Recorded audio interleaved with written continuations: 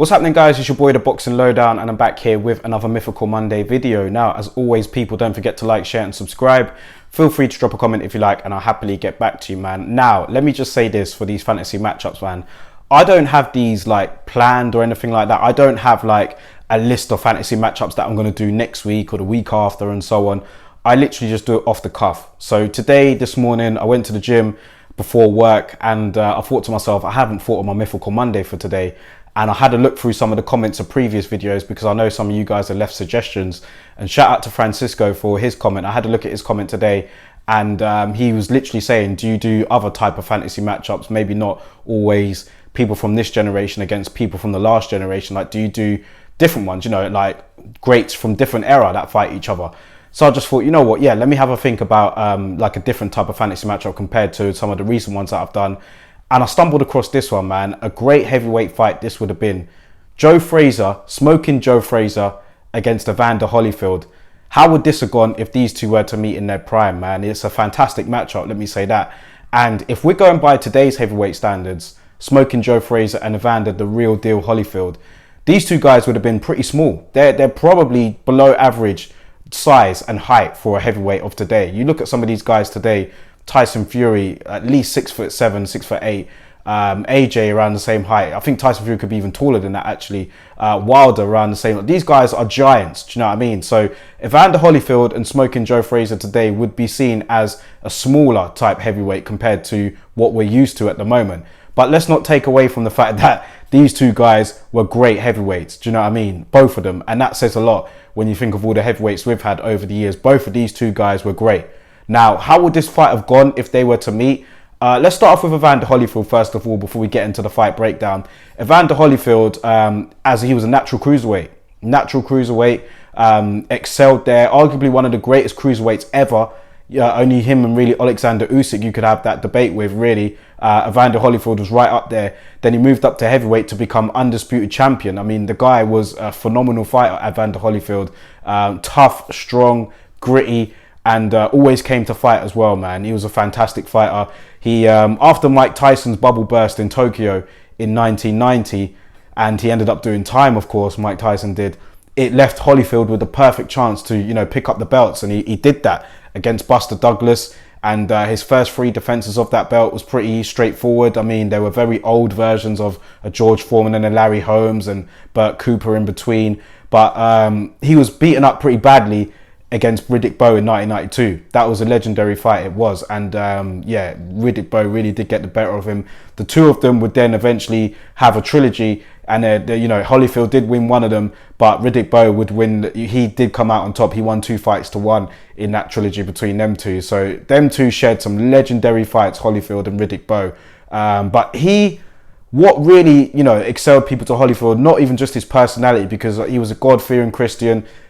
He was just a very nice man outside the ring, but he knew when to switch it up in the ring. He was very tough, and he was a real star during that time of the 90s, man. He was a real star. And obviously the win over Mike Tyson in 1996, 1997, obviously we had that infamous second fight between them two where Tyson literally bit his ear off.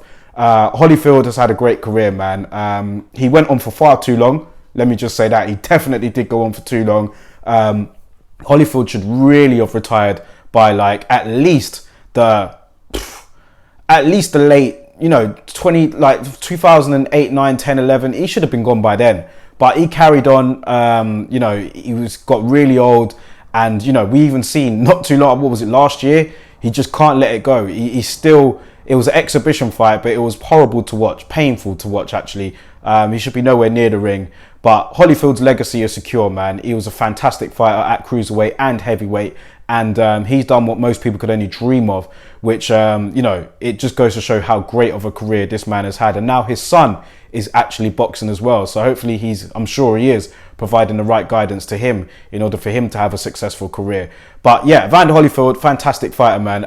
Brilliant fighter to watch. Smoking Joe Frazier, he was like, obviously he was before my time, but I do catch up. I do watch like the old heavyweights from the previous eras, and he was just amazing to watch as well, Joe Frazier. He had a crab-like style, used to crouch, keep his arms tucked in, and his left hook was a thing of beauty. He was a powerful puncher. He defeated Muhammad Ali. Lesnar, you know, this guy defeated Ali. And yeah, he was a great fighter as well. Do you know what I mean? You don't really see that sort of craft anymore, man. That sort of crab-like style, the way how Joe Frazier did. You look at the heavyweights today, a lot of them are more like, they don't really have the same sort of posture and style, and they don't really swing the way how Joe Frazier does. But, you know, it's whatever floats your boat, man. Do you know what I mean? I think it is really just how whatever style suits you. But Joe Frazier had that sort of style. He was a great fighter as well, man. I mean, this guy, like I said, he defeated Muhammad Ali, and he fought Ali twice. Ali did win both of those fights, but they were great, brutal fights. They were literally all-time classics, man. You talk about Ali, you mentioned Joe Frazier right next to him. Do you know what I mean? Like, it's that sort of, the trilogy that they had, the sort of rivalry they had. It's just something that, you know, we speak about even today. It's something that we'll always speak about with Muhammad Ali and Joe Frazier. Like, you tie them two names together. But yeah, he was a good fighter as well, man. A great fighter, Joe Frazier was. How would he have gotten against Evander Holyfield, man? Evander Holyfield would have been the taller guy at 6'2", around. Yeah, I said it was around 6'2", and Joe Frazier was around 5'11".